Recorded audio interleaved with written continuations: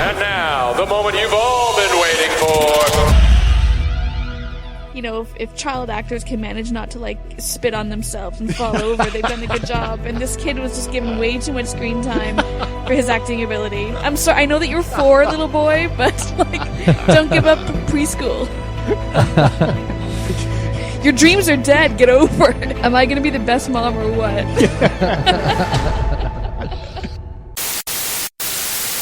Good evening and welcome to Is It a Bicycle? Season 8, Episode 16, the original and bestest ever TV and movie podcast. My name is Stephen Wrigley and I'll be your host for this evening. Beside me, a man who likes to show people how he really feels. Unfortunately, the police call it indecent exposure. It's Mike McDonough. Also beside me is a lady who streaked once on a dare. All the rest of the times were just for fun. Jonah, I love Canada, O'Flaherty. Live from Vegas with a man who tells us that Chewbacca is holed up in the Ecuadorian embassy after going too far with WikiLeaks. It's Sean. God, that was bad. Get your coat. I know. This week we hope to discuss some movies in the shape of Get Hard, it's not a porn, and some TV in the form of SafeHouse and Jinx, the life and deaths of Robert Durst Part 1. We'll also have the news and some previews and coming to a bicycle near you. So how's everyone? Hi guys, happy Sweet 16 episode. Oh yeah. This season. we missed the quinceañera last season. That's too bad. Oh, that is too bad. But I'm here to remind you that we're Sweet 16 this season today. I don't know what we'd do without you. Two episodes from now, we can be barely legal. Yay! Then we can have a mad 21st. Actually, it's nearly episode 200. It is actually. Yeah. Holy shit! I know. So, what do we see this week? That's Can I toss out? Toss so out whatever you want. CinemaCon happened this week in Las Vegas. Oh, almost unbeknownst to me, if not for a buddy of mine, at one point ran after me when he saw me walking in the distance on campus and went, "Hey, do you want to see some of that new Pixar movie?" So Inside Out, which is a movie that we had the trailer for a while back, is the upcoming film from Pixar, which tries to answer the question, what's really going on inside everybody's minds. So basically I go into this presentation where for an hour and 15 minutes, these 3 guys, these Pixar directors, animators, storytellers, talk about the making of this movie that they've been working on for 5 years. So like Pete Docter is their director, and so is the guy who is chiefly responsible for the opening few minutes of Up. Which a lot of people... The saddest part. Yeah, like the part where everyone went, "That was terrible, I hate that happened, oh my god, I need to watch this movie now, but I wish I didn't." Yeah, he was there, and they were the nicest dudes. Like, they did a slideshow to talk about, like, their jobs and, like, the process of making stuff. Mm-hmm. But about half of it was the dude who made the slideshow embarrassing the other 2 guys. Like, pictures of them when they were kids and stuff. It was really well done. So they talked about the casting process and, all that stuff. It was really interesting because I didn't know this, right? But Pixar don't lock their story for their movies for a pretty long time. Like, this movie, 5 years in the making, the story was completely locked about 18 months ago. Oh, wow. Like, they weren't sure. Like, they were not sure what was going to happen. And then they showed the absolute crazy amount of character designs that they do for everything and like, all their research, all that stuff. And apparently what happens is every couple of months, the people working on each movie go in front of the company. I think they even mentioned it was including, like, the caterers and anyone else working there if they wanted to come to these meetings. But, like, they go in and they present what they've got. And if people have ideas or comments, like, even if they're not working on the movie, then they just go, "Well, what if this happened?" Or "What if you did this?" Until eventually they go, "Okay, you can move to the next stage." So you can move from concept to scripting, or from a treatment to the script, from the script to storyboarding, from storyboarding to locking particular sequences and animating them fully. A very long glacial process was how they described it. So after all this then, they show us the first 7 minutes of the movie, and it's going to be killer. Like, it's actually, from the second the Disney castle shows up, and it's being scored with this, like, one song for pretty much the entirety of this introduction to the world of inside Riley, this young girl's mind. And they show us our main characters of joy, sadness, disgust, fear, and anger. And each one of those guys gets some really great moments, like comedic ones and like really emotionally affecting ones. It was great. And they had their premiere at CinemaCon as well, and rapturous applause, bunch of people crying in the aisles. I genuinely can't wait to see the movie. Cool. Cool. Now anything that we've seen is going to be anticlimactic after that story. Yeah. God damn it. Jesus, Sean, you should have finished Sean. with that. Fucking prick. What was the big news to come out of CinemaCon? The big news? Yeah. Well, I mean, I had a thing I was going to talk about in a little bit, but I don't know if it's the same things you were going to say. No, I wasn't going to say anything. It was a genuine question. I didn't hear no movie that had clips or introduced clips or screenings that I've heard about was reacted to badly. For me, the big news was that all my mates who were like, had tickets or were working the festival were just, and from what I've read online, it's just been like, yeah, Tom Cruise was there and he showed some clips from his new film. I think it's going to be good, yeah. It's going to be a good movie. Right, okay. And then somebody else would just be like, oh, Spy with Jason Statham. You know, that comedy with Melissa McCarthy. That's pretty funny. It's a funny movie. And I was like, oh, good. So yeah, no drama. No fistfights. I heard that Simon Pegg is co-writing the next Star Wars, and he's trying to write a role for Idris Elba. So that would be pretty cool if Idris Elba was in the next Star Trek. That would be really cool. Yeah. Holy shit. Well, Yeah, I know. Star Wars or Star Trek? Trek. Oh, yeah, Okay. sorry. He's writing for new Star Trek. Yeah, that's Did right. I did I say Star You did, Wars? yeah. Are they Oh, going to make it sorry. a comedy or? Yeah, I know, yeah. Yeah. Okay, so let's go to the news with Sean.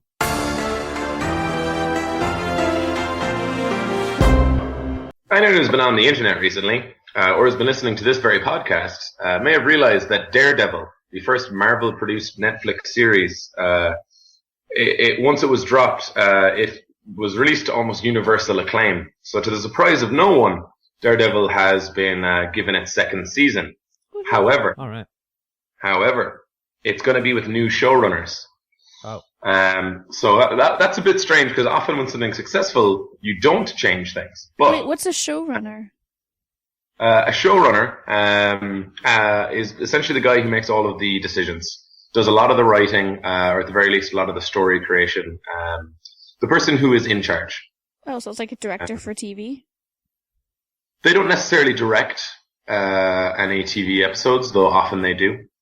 It's like more of a managerial thing where you do a lot of different jobs. Hands-on stuff. Actually, Okay. to really answer the question, you should check out a great Irish documentary called Showrunners: The Art of Making a TV Show, made by some friends of the podcast, including Des Doyle, the director, who we interviewed, and you guys can find that in our interview section.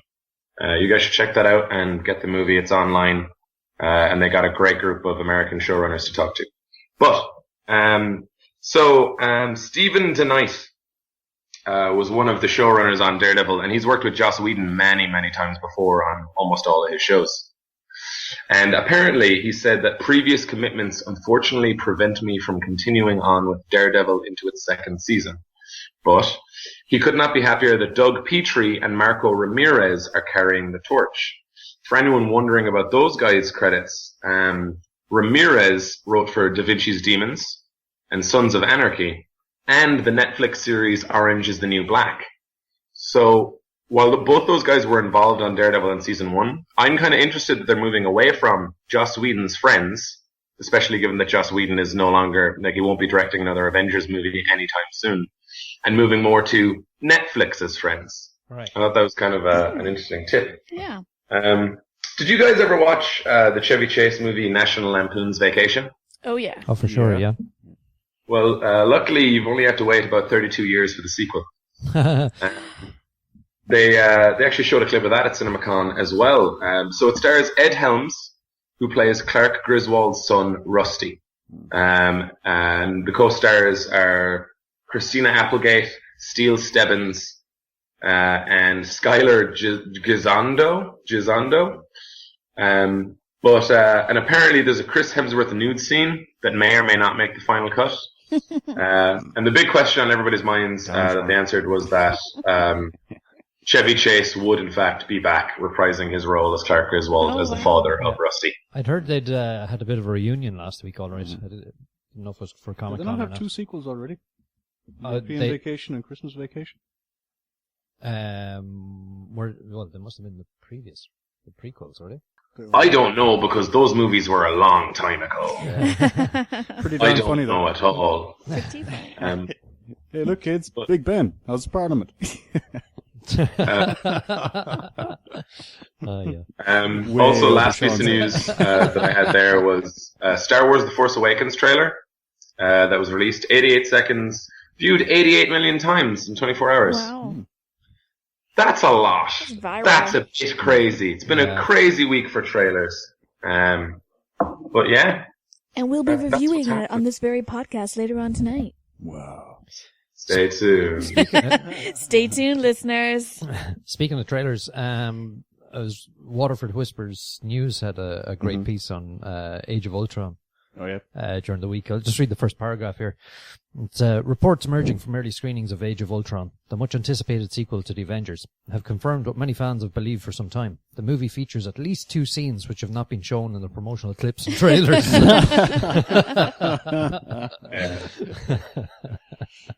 That actually reminds me of when The Onion, which is essentially the American Waterford Whispers, when The Onion, when Iron Man first came out, they had a video that was like a news report talking about how it's true, reports have been confirmed, the Iron Man trailer will be made into a full-length feature film.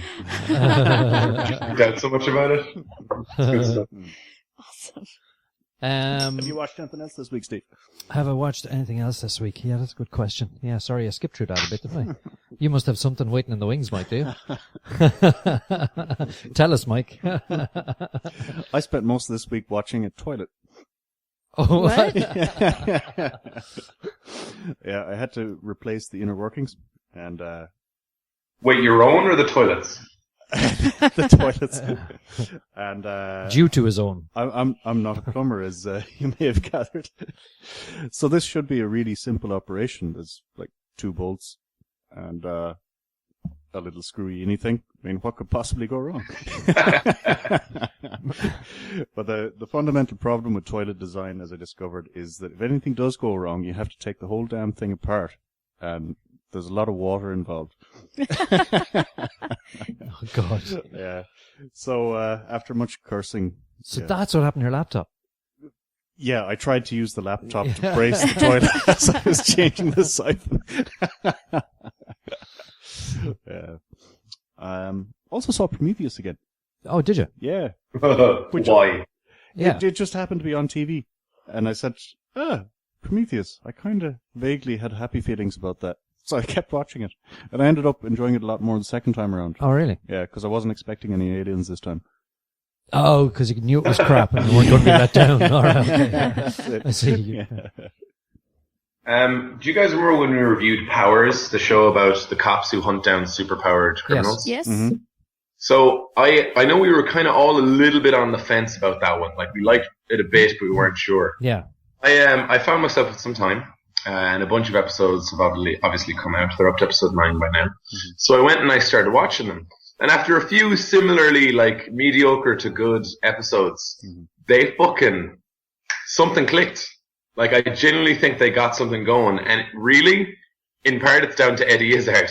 All right. Oh, really? They just, they had this great. So Eddie Izzard's character Wolf is in a prison, so there's only so much you can do with that character, right? So Although his opening scene is still haunting me, how they show his regeneration was gross.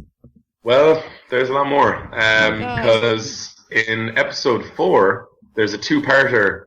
Around him escaping. Oh.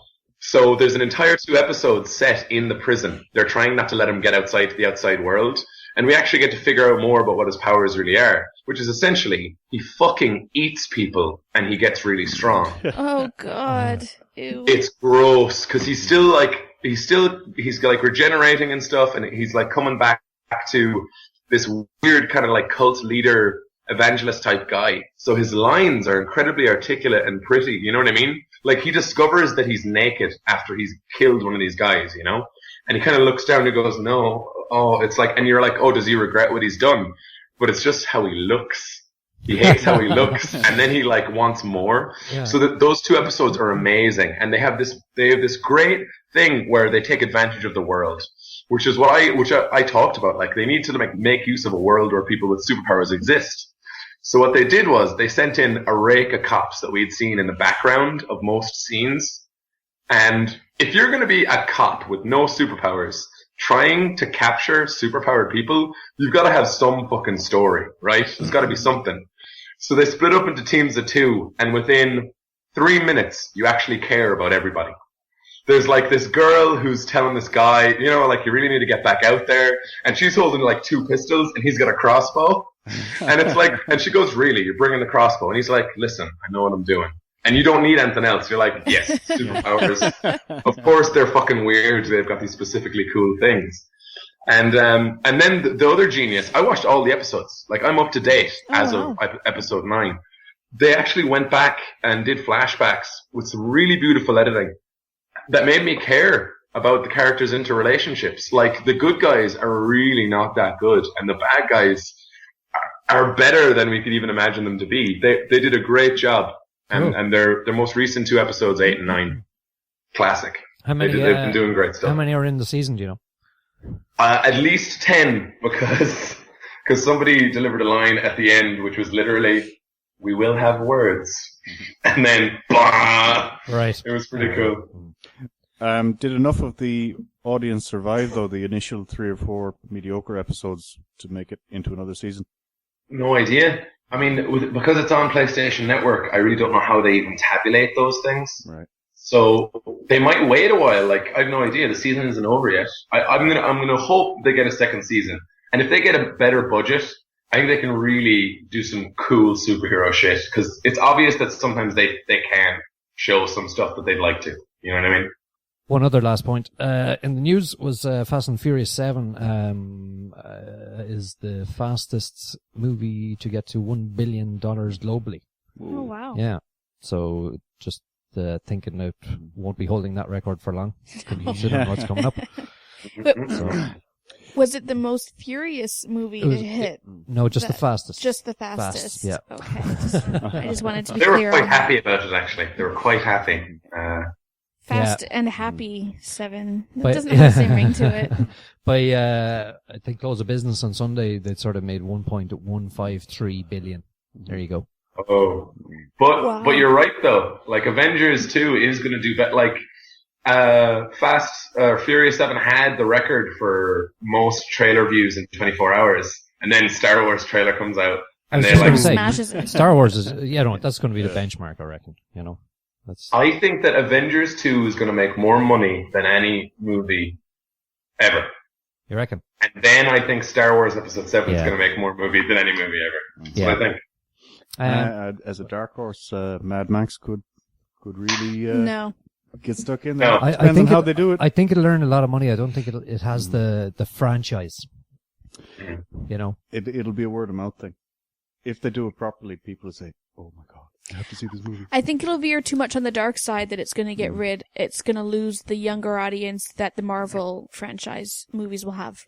Oh, that's true. Yeah, if it's what is it, R rating or whatever. Yeah, it's kind of fucked then. Yeah. Fair point. Yeah, it's kind of fun. He said in a PG kind of way. Right, okay. Let's get started. Speaking of PG, our movie is called Get Hard. So, Once again, everybody, not a porn. Get Hard. Will Ferrell plays a very successful stock trader who is framed for a number of white-collar crimes. He's sentenced to 10 years, and he starts it in 30 days' time. So he hires his car valeter, who's played by Kevin Hart, to teach him how to deal with prison and not get overly abused. So that's it in a nutshell. There was an episode about that on The Good Wife this week. So can I just I'm pretend that I assume they're Look. the same thing, basically? There are many movies that are the same as this movie. Where someone is going to do something. The Wedding Ringer. Just Kevin Hart's last movie. He plays the same part. He's the fixer, the guy who sorts out the stuff to introduce the person to the event, or to get them ready for it. There's been loads of them. There's loads of them. I would imagine that The Good Wife would take a very different approach to the subject than Will Ferrell. Yeah. What do we think of this? Mike, what's your reckon? I fucking love this movie. Did you? Did you? Really? I laughed my ass off Did from you? start to finish. Yeah, it's very abusive and insulting. Yeah, I can see why. It's just lowest common denominator, stupid humor, and it reminded me a lot of the others, or the other guy. Yeah. The other guy was hilarious. Yeah. Unexpectedly The other guy. hilarious. Yeah. And I think it's not necessarily that Will Ferrell is funny by himself. It's the chemistry with Mr. Hart. Right. It was the same thing in the other guys. It was the chemistry between them, the main characters. I just thought there was moments of genius in this. Like it's a stupid, simple story. There's nothing major and exciting happening, but I just love those two guys on screen together. All right, Jack. Mike, it's actually really interesting that you bring up the other guys, right? Mm-hmm. Because the other guys, while it was like a slapstick comedy movie, it was also, in a way, it was also attacking or satirizing big money investments. Yep. Like the villain in the other guys is a banker selling the same kinds of like fraudulent loans and some such that caused almost worldwide economic issues. And at the end of the other guys, the credits show income inequality statistics and stuff like that. And what's interesting is that, and I think that, that movie really, the other guys delivered comedically and satiristically on those levels. And Get Hard has its opening credits play over literal income inequality, where you can see, Kevin Hart's, car wash business owner, small business owner character, and big business Will Ferrell's character start their days and go to work. Yep. And it splits the screen and it shows those things until we actually see Kevin Hart is literally in the basement of the building where Will Ferrell's character has his office on the top floor. Yep. And I was like, okay, I'm ready. Like, I actually really appreciate that they're trying to do something more than just yell at each other a lot. Like, that's going to be cool because I appreciate it in the other guys as well. But then what happened was, they went, let's not try hard to be original in any way. And they told about 6 different jokes, maybe 6 different ways each, for the entire film. One of the types of jokes is that the rich white man doesn't really understand other cultures, and he's overbearing about it. Sometimes that was funny. One of the types of joke was, sometimes one of them would get hurt, and then we would laugh. So, there's that kind of intellectual humor. and one of the kinds of jokes was there would be girls in it, and they would kiss people or not kiss people. And then that would be funny. And then there was people who had violence thoughts, and they were going to do violence, but oh wait, they got their comeuppance. So lowest common denominator and right up your street, Mike. Yep. Yeah. Ticked all the boxes. Fucking love that shit. You can take your intellectual Parisian humor and shove it up your ass. I don't need Parisian. I just need a little bit unexpected. I don't think this movie did that. Yeah. I found this more of a giggler than a belly laugher. Right. Yeah. What about the capoeira scene? Yeah, capoeira bit was very, very well. I personally, which capoeira bit? All of them. All of them were hilarious. Even when he's doing it and he's calling out the names of the moves, and it's just so funny. And he's not doing the right one. The best scene in it I thought was the scene in the tennis court where Kevin Hart they turn it into like a prison yard, and Kevin Hart is brings Will Ferrell out as if he's on the prison yard for the first time, and he's got the black gangs tell him to get the fuck out of my face and go over there, and then he has a load of what are they? Latino? Hispanic kind of gang tell him to feck off back over to him, and he's sort of stuck in the middle, and then he has some sort of I don't know, lady boy kind of thing in the middle, sort of trying to grab his attention, but Kevin Hart plays all three, very like Smeagol in Lord of the Rings, you know, the way they do the camera work, they switch from one to the other. Right. But what he's doing instead is running around Will Ferrell. So it's brilliant that Will Ferrell then starts to take it seriously, and he's, you know, getting caught up in it, you know, as if it's a reality. It's very, very funny. But I just thought that was a genius bit of acting there by Kevin Hart. I thought he did it really well. But that was my favorite scene, actually, I have to say. There are other funny scenes, but they were just kind of too few and far between. The story, it's Steve's very patent. unoriginal. Yeah, it's just. I'm trying to think. There was another. Oh yeah, the other standout actor in it was T. You know your man. I see. T.I. It was T.I. T.I. Used to be, you know, Q-Tip, rapper. Well, he's a buddy of his, so he used to be called Tip. He's now called T. Or T.I. Okay. So he plays this really bad guy in it. And he's sort of like a gang member from Crenshaw or something, you know, but Crenshaw Kings. He's very, very convincing. Okay. I think we're going to see more of him. He could have been in The Wire and done brilliantly, you know, that kind of way. Right. So yeah. You could take him seriously as a badass. Absolutely. Yeah. Absolutely. He's got the charisma or something going on there. Yeah. Huh. I did like when the unexpected thing that I liked was that when he like showed his cred by showing how you could make a lot more money doing this banking stuff than like ripping people off on the street or anything. Yeah. Like that's the kind of stuff that I was interested in. You know what I mean? Because then you have these two gang members discussing. You're just begging to be audited. You're just begging to be audited. It's a red flag, man. And that was like, see, that's interesting and cool. Like, and that's also getting to that, like, the heart of the satire that they were trying to do, right? Yeah. Stuff like that would have made this movie a lot better for me. But for at least 30% of the jokes, it almost always ended with, you gonna get raped. Like, pretty much, right? God. It was pretty much always about to be, you're gonna have dicks inside of your various body orifices. You need to go get hard. Which, by the way, that joke works once. That joke works once, and they named their movie that, okay? Yeah. What's it in reference to? Like Getting hard like enough to go to prison. Like Tough. getting tough. Yeah. Okay. Yeah.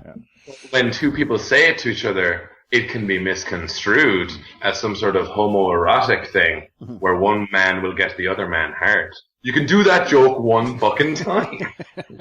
Or if you're Googling about the movie because you want to read about it, it can also give you a lot of hits that you're not looking for. So make sure you are not on a work computer when you do that, ladies Probably and get gentlemen. some free medication as well if you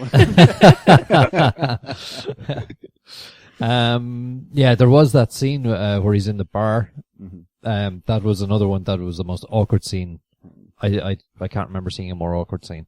Awkward because it's trying to be funny and it falls way short? No. Or it's purposefully awkward? Awkward because, it's purposely awkward. But it's just, I don't know how to describe it. How would you describe it? Help me, someone. How do you So put that? offensive that you couldn't help but laugh. Yeah, pretty much. Yeah. What'd you say, Sean? The way I describe it is, it's a classic joke built on, no, he's not gonna do it, is No, he? he's not, is he? He's Yeah. not He gonna. is. Oh, he might. Oh no. Yeah. Which is, whatever. Also, it's gross out awkwardness? There's a dick involved. You see some Okay. dick. Yep. See a little bit of dick. There's an alternative strategy that Kevin Hart's character supplies, as opposed to getting hard. There's maybe something else he can do to survive in prison. Okay. Yeah. All right. So, Thank God this is an audio only podcast. I wish you could all see what Sean is miming for us right now across Skype. I think he's got a real talent for it. Good rhythm. he's done Sean, that do you before. do well in win, lose, or draw? For sure, eh? Yeah. No, I'm great at it. I'm also good at doing the forfeits when I don't. So Mike, anything else to say on this? I love this kind of thing. Yeah. It's right up my street. I'm not going to try and defend it intellectually. It is what it is. Yeah. And But I'm it's the kind of fun. person that enjoys that stuff. You say it's the lowest common denominator, but I didn't think it was as low as, say, Dumb and Dumber 2.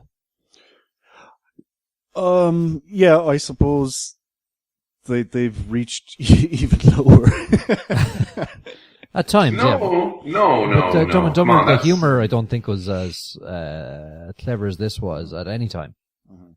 I thought it was bit more juvenile, let's say. Well, I guess the guys are the mental age of 4. But in this movie there are a lot. I mean a lot of really juvenile jokes and stuff. But they also do like try and have jokes that, in part, though very clumsily, interrogate like race relations and social strata and class. So that already puts it streets ahead of Dumb and Dumber 2. True. Okay, do you want to mark this then? Yeah. Okay, Sean. This is a 5. Anyone who is interested in seeing this movie should instead see The Other Guys. I'm with you on that. 5. Same reason. Anybody who's interested in The Other Guys should watch The Other Guys and then this in a row with lots of beers. Yeah, really enjoyed it. It's not an all-time classic. I would say The Other Guys was a better movie, but I enjoyed the hell out of it, and I'll give it a 7. 7. Nice. Okay. Okay, next up we've first of our TV, which was Jinx. Shona. So Jinx, The Life and Deaths of Robert Durst is a 6-part documentary that was made by the same guy who did the movie, I already can't remember. Anyways, it's a documentary that follows the story of Robert Durst, a man who, it seems, has killed his neighbor. The movie, oh yes, All Good Things. Thanks, Mike. The movie, the Hollywood fiction film All Good Things, based on the life of Robert Durst, which stars, was it Kirsten Dunst? It was one of those. Yeah. Yeah. I should do my research before I do my intros. So anyways, he's accused of, dismembering his neighbor's body, and he's also from a very rich, New York real estate family. So it makes major headlines. And so this documentary series kind of, by the looks of it, is going to track, his state of innocence or guilt, and includes actual interviews with Robert Durst. So yeah, coming to us from HBO. Yeah, so his wife went missing too. His first wife, that's first right. wife, Because his second wife is being interviewed in this documentary, but his first wife has gone missing, and the family has always said that Robert Durst has had something to do with it, but it's remained an open case. Yeah. So he has a sketchy history that people didn't seem overly surprised when they heard he'd been accused of this murder of his neighbor. This is funny that you put this on the list, because I was only reading about it about 4 weeks ago. Really? See, I put this on the list because I was out for drinks with a friend last week at a work thing, and he said to me that this is the best show he's ever seen, and then compared it to that podcast Serial. Okay. Which kind of looks at a real life murder investigation and kind of goes through the details. And he was saying, this does the same thing. He was saying how amazing it is, and I said, okay, I'll watch it. And then I saw it was coming to Sky Atlantic in Ireland here that very week. It was beginning, so I thought a good time for us to discuss it, and I can let him know if he's right or not. This is also one of the same people at work who were harassing me to watch Demolition Man, so his credibility rests entirely on what I think of this show. Right. Yeah. I see. What do you think of this, Mike? I thought this was pretty compelling. I started watching it. I'd only vaguely remembered newspaper articles over the years. Yeah. So, when I heard Robert Durst, I thought, yeah, that rings a bell. Why do I know that name? And then I started watching, and I was like, you're a shifty little bastard, aren't you? But what really, really drew me in was his personal mannerisms, because when I read the kind of, I can't say facts, but the allegations about him, killing multiple people, I assumed he'd be a scary person. A lot of other serial killers or whatever. You look at them and you're like, you've definitely killed people. Yeah. You see this look in their eyes. Big monobrow on him. Yeah. But they even said it in the episode. He looks like a librarian. The police said that. They were like, this is the guy? Yeah. And throughout the episode, I was just sitting there wondering, did he do it? Did he not do it? I don't know. I can't tell. He's kind of got that glossy boardroom veneer about him, though, that maybe hides darker things beneath. I thought Dustin Hoffman would have been good to play him in the movie. Who played him? 372 matches. You know, he's got that kind of a... Who did play I him in think, the movie? was it Frank Langella? I just saw him in the episode on a red carpet. I don't know who played him. The only one who looked like him was Frank Langella, but it's Hollywood stuff. I don't know. Yeah. But yeah, even in the phone recordings, you know, he doesn't sound aggressive. He doesn't sound even assertive. He certainly doesn't sound like somebody who'd dismember his neighbor. Yeah. So that's got me totally intrigued. I really want to find out more about this guy and where he comes from, what he's done. Yeah. But the thing one of the things I found weird that captured my interest kind of right at the beginning of the episode was how the profile of the person who lived in the apartment beside the deceased was it a blind old woman? Mute. Deaf mute, I think. Deaf, She yeah. was a mute woman, yeah. She was mute, yeah. Okay, so she didn't talk, and the police began looking into her, and the landlord was saying, you know, she's great because I never see her, and she pays her rent in advance, like a year in advance. And then they begin looking into it, and it turns out that Robert Durst owned the apartment, but part of the story that the woman had given to her landlord about why she wanted to pay her rent a year in advance is because she was always traveling. And then the police were saying, well, if she can afford to be traveling all the time, what the hell is she doing living in this dump? And then you find out Robert Durst has the apartment, and you learn that he's from this massive New York real estate tycoon family. And like when his brother starts listing off the 9 properties that their family owns in New York, I mean, they are Times major Square. real estate, like Avenue 2 of the Times America. Square. Yeah, like Yeah. huge. And you're just thinking like, what the fuck is he doing living in that shitty apartment? Like it is just sketchy immediately. And then like when they open with the policeman who found the dismembered torso in the water, I mean, that's how this pilot opens as he talks about finding the body, and he talks about having to reach his hand down the throat of the corpse in order to pull it out of the water because there's no limbs to be able to grab onto. It's like, holy shit, that is fucked up. Yeah. I want to know more. And what I really liked about the way they opened it was they've given you the situation. He's been arrested, but there's no background provided as to why he's in Galveston. You know, what brought him to there? Yeah, you know? yeah. This is true, So I'm sure they're going to dig into that in the later episodes. So I think they handled the hooks in terms of interest very well. Definitely. Because you can just tell from the setup that we're going to go into some of the details in terms of, you know, how he maintains his innocence versus, you know, the facts against him. Yeah. And I think because Serial was such a huge podcast event this year, I assume everybody listened to Serial after they listened to their Is It a Bicycle weekly episode. But, you know, And it was just before caustic soda. Yeah. But, you know, it's something that really captured, because it gets you involved in the investigation. You start weighing up the evidence yourself. And I think, the Jinx kind of does the same thing and invites you to look at the evidence and make your own conclusions. And like you said, Mike, you're kind of instantly, you know, it doesn't look good in terms of how they're able to link Robert Durst to this killing. But then you're also just like, not only the way he looks, but the way that he talks is kind of like the calm reserve of a man who doesn't have anything to hide. But then you're thinking, but you can't be that innocent. But he's got they just keep drip feeding all these little dodgy factoids. Yeah. You know, and I won't give away the episode, but every 10 minutes it's like, hang on, why the fuck did he do that if he's innocent, you know?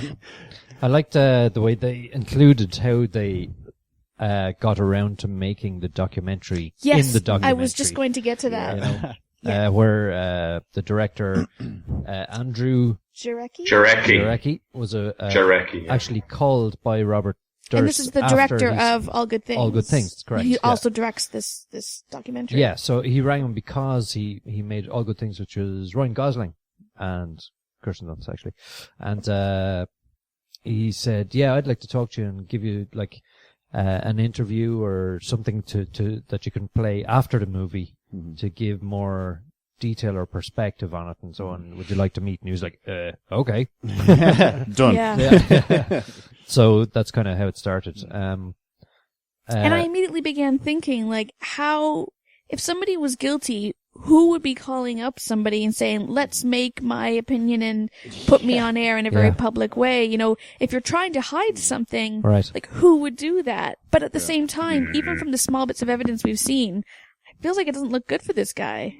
Well, I think if you're trying to hide something, you go tell the story you want people to believe as loudly as possible. True. I think that would definitely be what many, many people in prison want to do. Yeah, hide in the public eye kind of thing. Yeah. Well, if you can get the public on your side, I think it's the same as back in the gladiatorial arena. You know, it's like if you win the crowd, Maximus. Yeah. I like the way the episodes are laid out now as well. You know, the 6 episodes. Mm-hmm. Like they give the first one is a body in the bay, which is the dismembered bodies found. Yeah. And then they address 5 other points in all the cases. You know, the next one is about his childhood. The one after that is the media circus. It's actually a tip to reopen. A tip leads the district attorney to reopen the investigation into the disappearance of his original wife. Oh, so we're going to get to look into that as well. Yeah, and then the Galveston becomes a media circus due to the trial.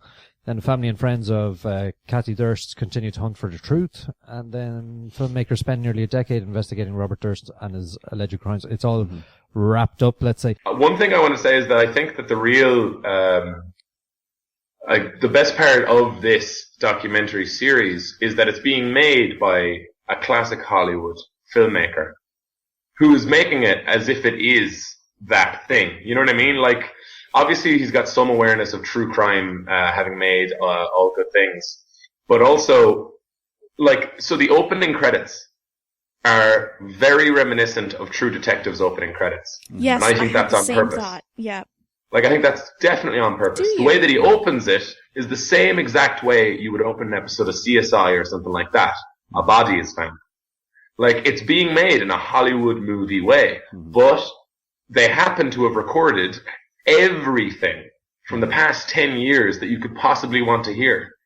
Like, at one point, they show a cassette being put into a tape player, and then they hit play, and you hear the conversation.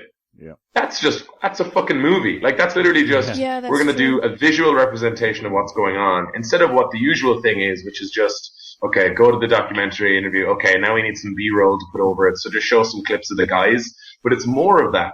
Because they show you I think slowed down, I'm not sure, but a slowed down version of Robert Durst seeing a camera from a low angle and not taking his eyes off it as he walks by. Like, they're creating the serial killer enigma thing the same way you would if you were going to do a series where you start with the killer. You know what I mean? And then go back. So I appreciate that they're making it a TV show and not just a documentary. I think that putting those two ideas together is making it more. And that's probably why it's so good. Like, I do think it's very well made. It's very well made. Yeah. So it's 6 45-minute episodes.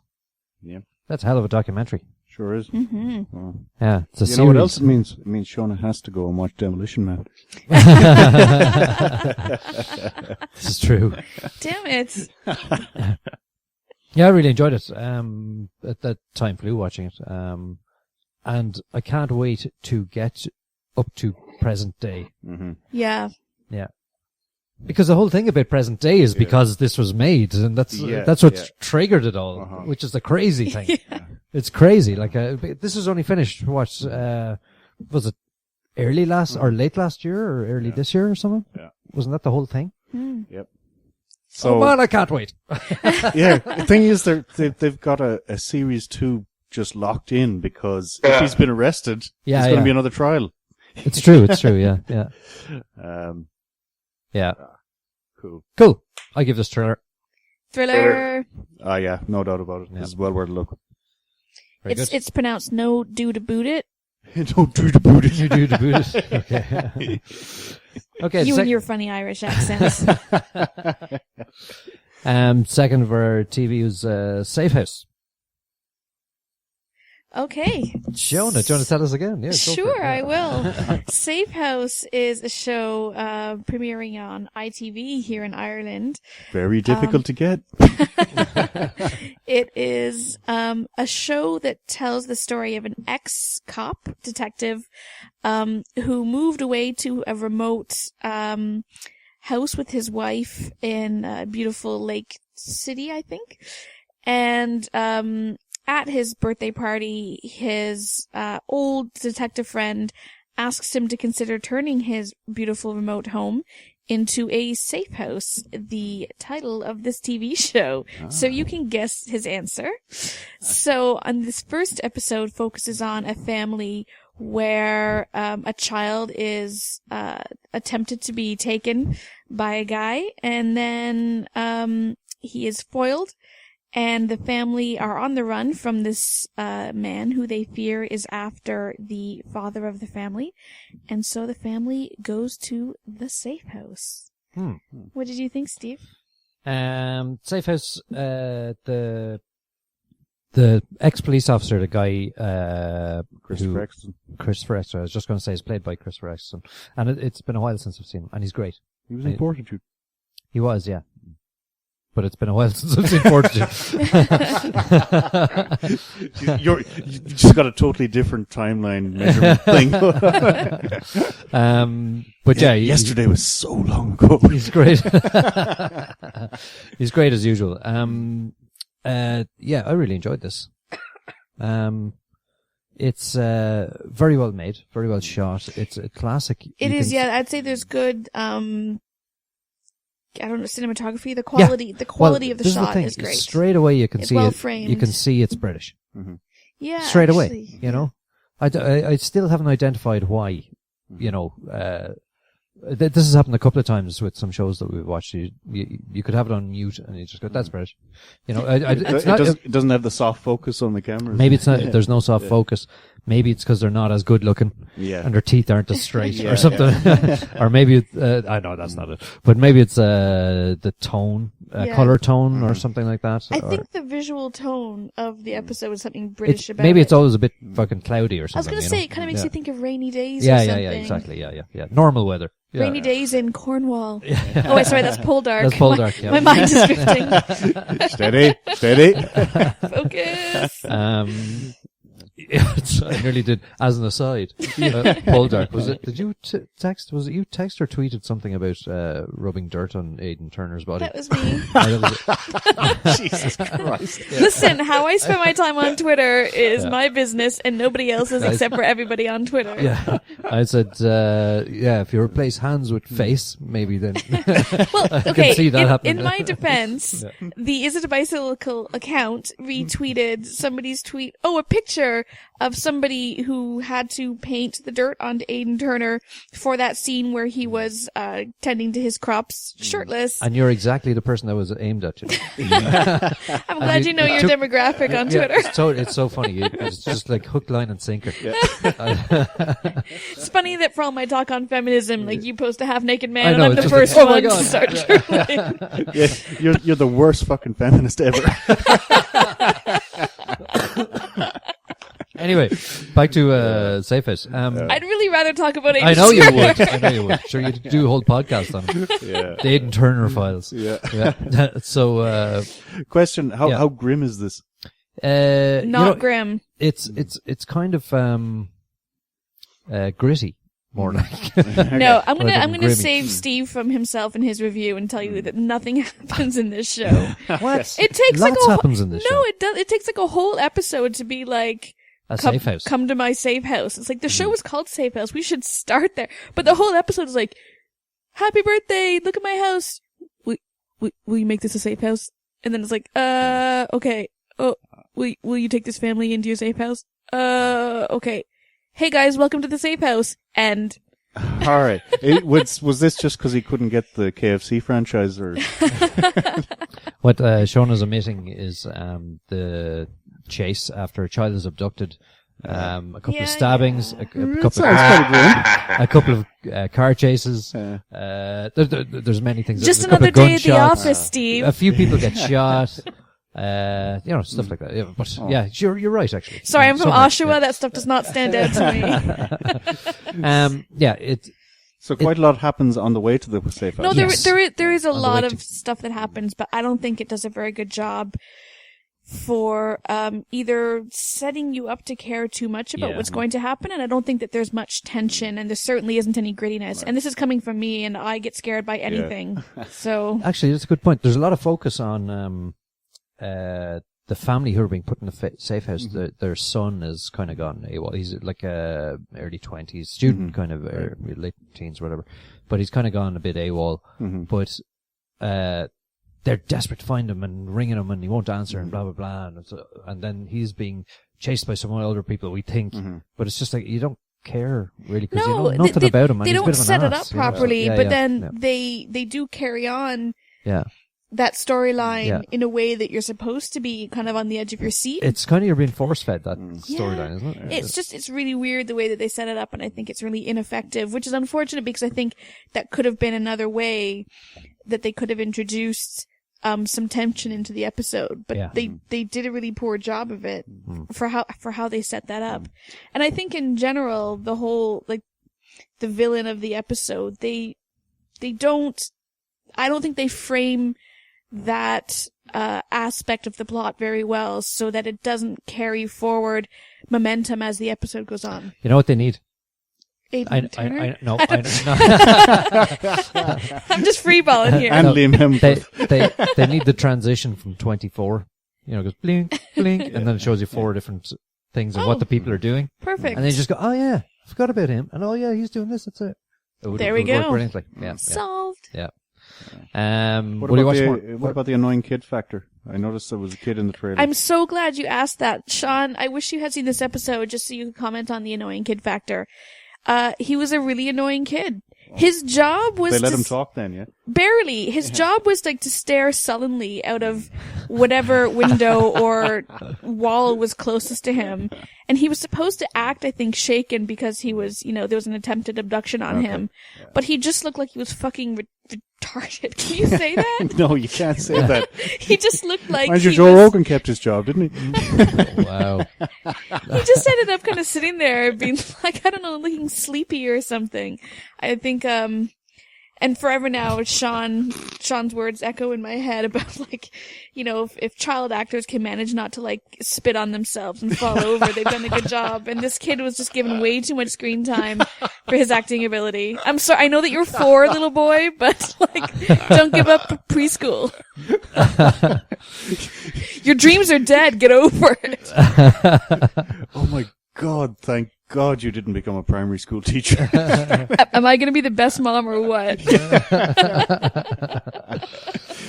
I think actually I'm going to try and qualify as a child counselor now. Oh God! Just to make money off Shona's kid as he grows up.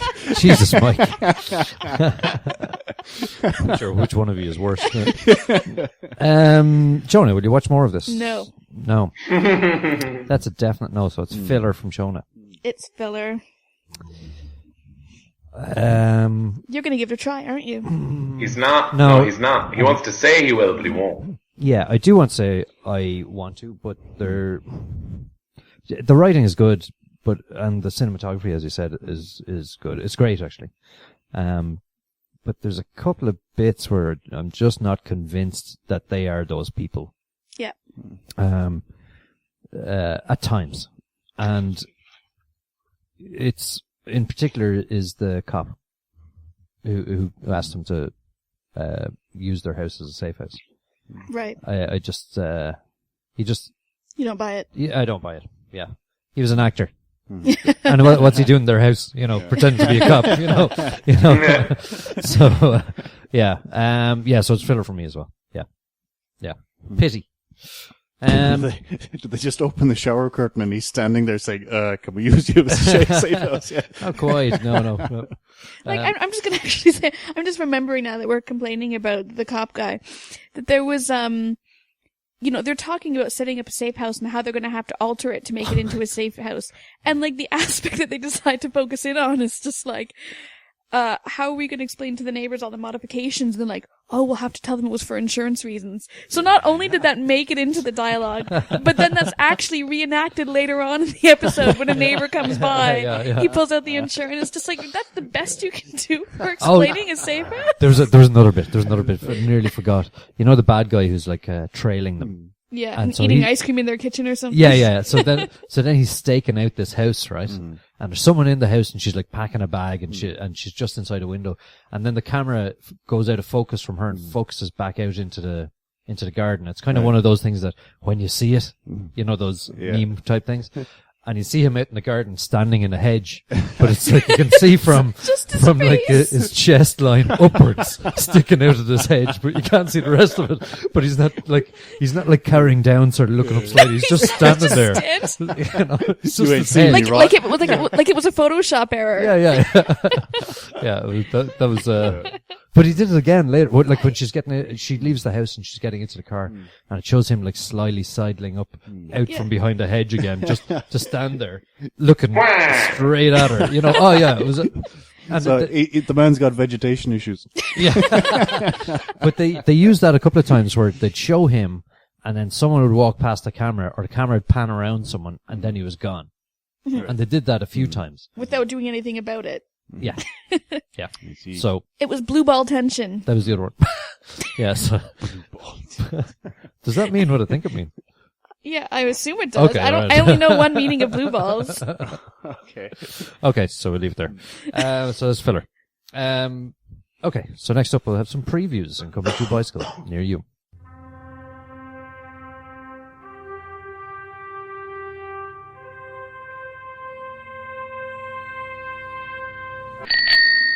Okay, first up we've Fantastic Four trailer. This is fantastic, and it has 4 people in it. Yeah. So clearly what this trailer was trying to do is go, remember that like kind of brooding, moody trailer we showed you where you were like, oh, it's going to be like dark, gritty sci-fi. This trailer was clearly meant to go, also, we're going to blow shit the fuck up. And I think that they accomplished that job quite well. We saw things go on fire, mainly people. We saw a giant rock monster beat the shit out of some tanks in a very Hulk-like manner. What do you guys think? I have a question for you, because I'm not... It's been a long, long time since I read comics with Fantastic Four. So, you know the bit where someone has their arm in handcuffs, and the arm starts to change length and Make shape? stretchy. Okay. Oh, there's a stretchy dude. Yeah. Oh, yeah, so there is. Mr. Yeah. Fantastic. Of course, yeah. I'd forgotten about him, yeah. Reed Richards is elastic. Sue can fade from sight. Johnny is the Human Torch. And the Thing just loves to fight. Fantastic Four. No more. 4. That's from the animated cartoon theme song. It's really, really good. That theme tune. I hope they keep that. It's grand. Except there was such animated classic openers as the Smoggies. Did you guys have that here? No. It's a really good opening song. That's all I'm going to say. They use the word... Anyways. Never mind. Cut that out. Go. The Smoggy's there, so... It would have been Smoggy. It would have been really unfair, like if one guy gets to fly and shoot fireballs, and the girl has psychic powers, and Reed Richards just gets, kind of attractive grey bits on his temples. Yeah, I know. Yeah. He gets super wingtips or something. Yeah. What a shitty superpower! I was kind of confused because I didn't see anyone doing anything with stretchy type. Yeah, that's true. I don't afterwards think there in the was. trailer. Yeah. Did you guys see, I don't know if it was the original Fantastic Four, the one that had, I think, Jessica Alba in it? Yeah. From maybe 10 years ago? Oh, or yeah. Yes, 2002-ish. Okay. Yeah. Did you guys see those? I I assume Sean did, yeah. Yeah, I tried. I think I have watched a couple. Yeah.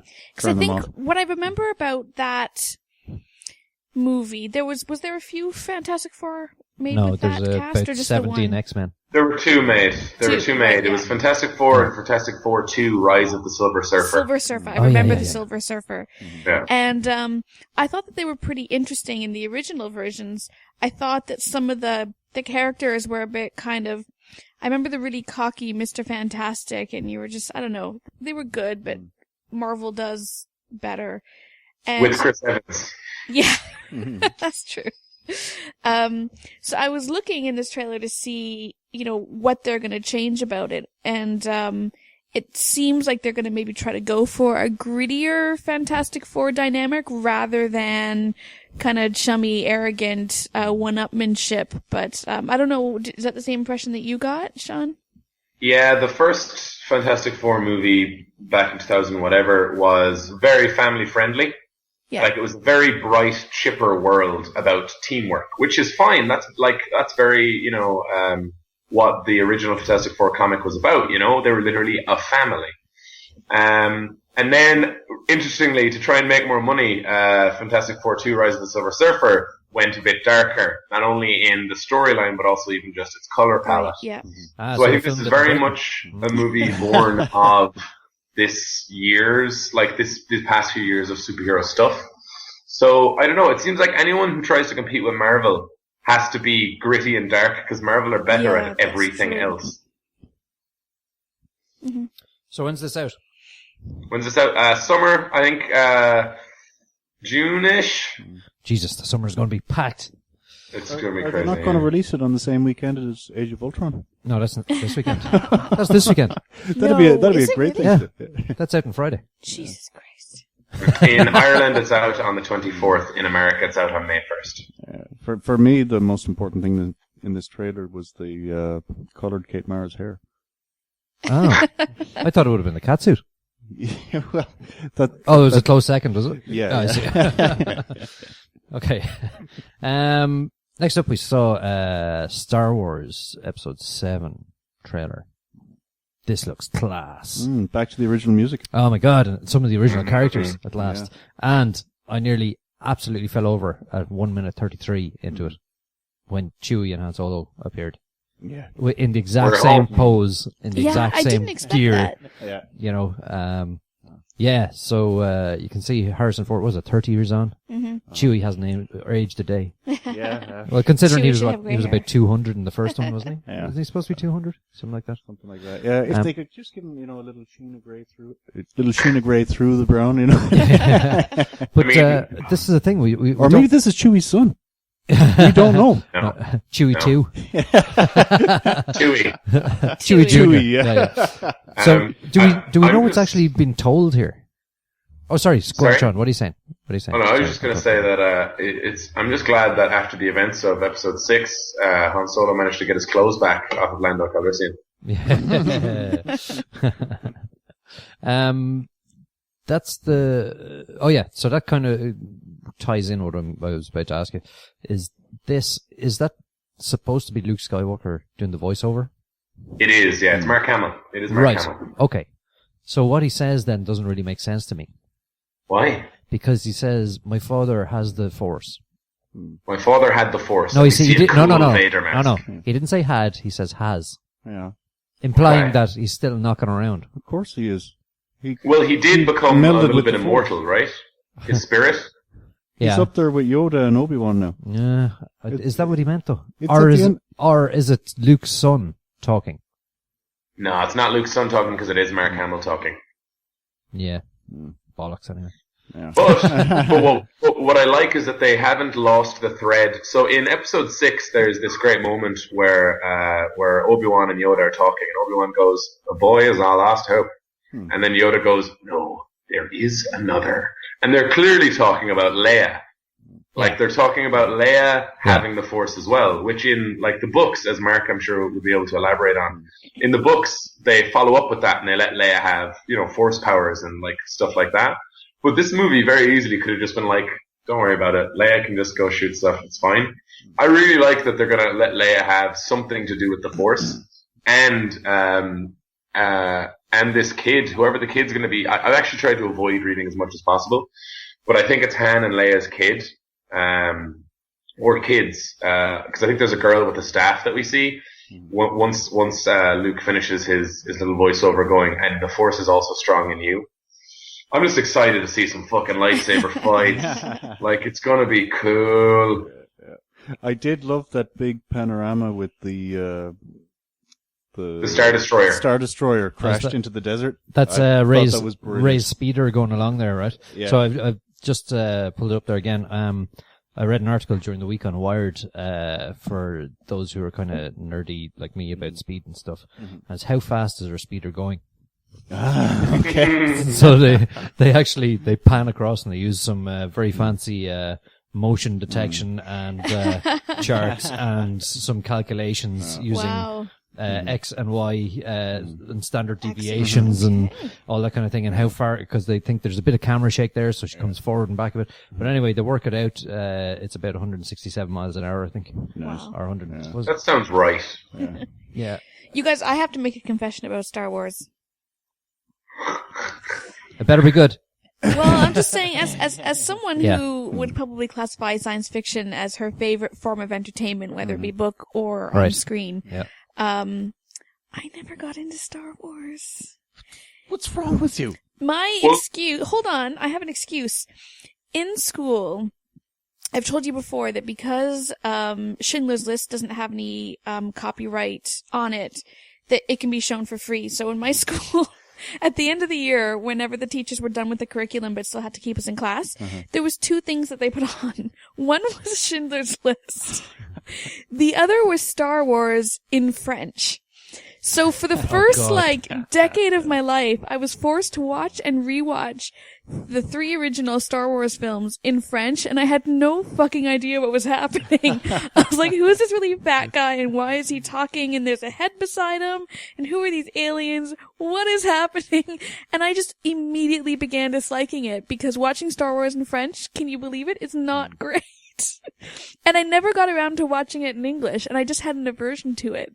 So I'm excited to see the reboot, because I'm hoping it can bring to life for me the classic that I've been deprived because I had to watch it in French.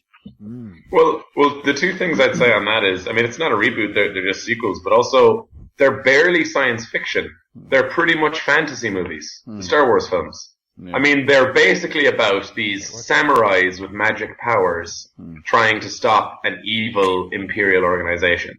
You know what I mean? Like, that's barely science fiction. That's pretty much just a fantasy movie up and up. People moving shit with their minds, you know? So I don't know. I mean, maybe it won't give you the science fiction sploosh that you're looking for. Well, see, I would argue that, all good science fiction is rooted in humanity, and that in fact science fiction is never about the fantastical element, but in fact about ourselves and our very nature.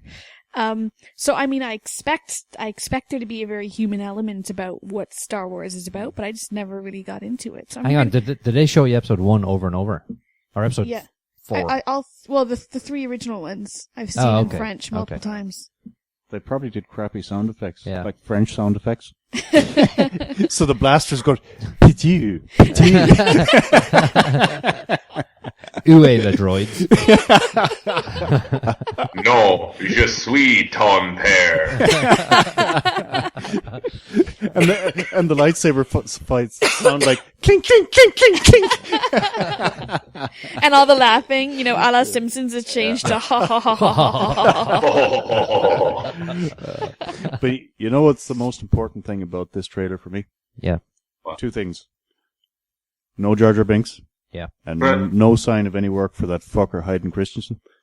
So, you can't go wrong. I have to say though, Mike, that I kind of cut across you when you were talking about that first bit with the Star Destroyers stuck in the center of the planet. Yeah. That looks absolutely cool. It And does. when I saw it, I just went, "Oh my god!" Yeah. It's just the scale of it. Yeah. You know, it has a little crashed X-wing in front, which sort of shows it's harking back to the wars. You know, but it's just Not over, is it, Steve? It's the size. It just reminds me of, mind being blown when I saw it the first time, you know, when I was in single digits, I think, it's just like, oh my God, so It's I can't, kinda I hearkening- wanted to it's do kinda that, and when they did the remakes or the new episodes, let's say 1, 2, and 3, it never quite did that because it all looked very CGI-y, whereas 4, 5, and 6 always looked as though it's fucking possible. Like, that's, if you're going to make it these days, that's what it would look like, that kind of way, So, yeah, I can't wait. I'm still on the fence about the new style Stormtrooper helmets, though. They're a bit more streamlined. But Yeah. I'm I not like sure. that silver one. Oh That's yeah, kinda cool. there's Yeah, that. that There's was one pretty That's cool. special kinda cool. stormtrooper. Yeah. Yeah. But anyway, can't wait. Brilliant. Okay. Third one we looked at was Superman versus Batman. Now look, if we're playing top trumps, right? And I'd Superman, you'd Batman. There'd be no way. Like, there'd be nothing that you'd have on it. Oh, guys. There'd be Guys. Look, First of all, look, the very definition of his name, right? Superman, right? Like, there's nothing except for, the odd bit of kryptonite, which is on Krypton, Yeah. where Batman is not from, right? So, pretty much impervious. Batman has money and gadgets. Oh, yeah, Superman doesn't have a utility belt. I actually have played Top Trumps with DC superhero characters. No way. When you get Batman, you go intelligence, because he's got one of the highest in the game. And then you beat Superman. I mean, if you want to go with the metaphor you said. But Batman I v love, Superman. Sean, that you had an answer to Jesus. Steve. I love that Steve is bringing this up immediately. Like, okay, if we're going to debate Batman, Look. and he wants to look into the logistics, and Sean immediately has You a could see, card. look, he nearly had a nerdgasm. Look, he just went, That's why I love this podcast. So how does Batman win? Did you just ask Superman really hard sums, or and his brain melts? No, he makes a plan and he beats him. Like, he's done it many different times in different ways in the comics. And if they do any one of them or a new way, it will be really amazing to see live action Batman fighting Superman. It's going to be really cool. But what this trailer does really well is short, I'd imagine. it doesn't walk back anything from Man of Steel. Because Man of Steel was, Superman does something incredibly uncharacteristic of Superman, which was kind of ridiculous, and also kills millions of people in a fight with other superpowered beings. So, thankfully, people are a bit miffed that this has happened. So they do this, like, crawl up the Superman statue revealing false god. I Someone has love spray that painted bit. I thought that was really clever, actually. Yeah. That's class. Like, because public opinion should turn on the person who fucks up a lot and is the only reason that aliens came to attack the Earth anyway. Like, that's perfect. I'm really glad that they're doing that. But the voices that they have, multiple different characters saying different things, right? But the one that stands out for me the most is Jesse Eisenberg as Lex Luthor has this great line, and you hear it in one side of the speakers, you hear the opening of the line. And the other side of the speakers, you hear the end of it. And he says, we were told that, like, devils come up from hell, but that's not true anymore, is it? They come from the sky. Yeah. And I was like, holy shit, yes, I love Lex Luthor, he's so cool. And then Ben Affleck as Bruce Wayne, and I was like, he looks serious as shit about all Yeah, this. he did a good job. Yeah. And that one line, you have to, What? He stood there. you have to like Stood that there, line. and he couldn't half raise an eyebrow. As soon as I said it, I'm like, Shona, you're going to have to do better than that. That Ben Affleck, he did a great job. Good job, Ben. I just meant watching the trailer, I found him, I think, one of the most compelling presences. More so than Henry Cavill. Well, he's a talented young up and coming actor, and great future ahead of him. But that line at the end is pretty amazing. Like, do you bleed? You will. That's fucking amazing. Because it's so overtly, like, I'm better than you, like, macho, ridiculous, like, this would never really happen in the comic books, but fuck it. They're gonna beat the shit out of each other in the fucking rain, because drama for so fucking long. Sean, there's a great blog called Cinesnark that I read a lot, and the writer and creator of the blog is named Sarah. And since this movie began production, she exclusively refers to it as superhero face punch. Which is always what I call the film in my head now. It's like I keep forgetting that there's an actual title of Batman vs. We're going to Superman. have to adopt that. That's great. I think superhero face punch is pretty good. Yeah. Very exciting. I'm really surprised to find myself excited about this movie. I'm very surprised that you, Mike. Yeah. Really? Because, I'm on the record for my general disrespect for all things superhero. Yeah. But I like the nastiness, do you bleed? and the sheer, imbalance of apparent powers. Yeah. And I like the drama with which Superman comes crashing down to the ground at the end of that scene. It's just like, doo-doo, I'm coming to fight you, Batman. Yeah. Oh, hang on, I better get in my car Because and I'm drive there. I'm Superman and I can fly for real, whereas you're Batman with cape that does dick all. So if they can get some kind of, I don't know, handcuffs and whips thing going on, just make it. He was staring at the latex costume for quite a long time, wasn't he? He was quite jealous, I think. I think so. Yeah. Yeah. Okay. See, Superman's costume doesn't have bat nipples like Batman does. Yeah, that's true. Or a bat frown. Yeah, that's true. A brown. A built-in bat frown. Bat frown. Okay. I think we'll leave it there. Yeah. Anyone want to do one last mention of Aiden Turner? Go for it. Go for it. Aiden Turner. Aiden Turner. Are you still up to date, actually? I'm not watching it. Why aren't you watching it? It's nearly over. It's the I last know. episode this week. I know, I've got them saved up. No, I've been all about Daredevil instead this week. So, Oh, I see. sorry, Poldark. Yeah, I'm sure he's betrayed. Okay. I'll leave it there. Okay, so from Sean, Mike, Sean, and Steve, stay classy.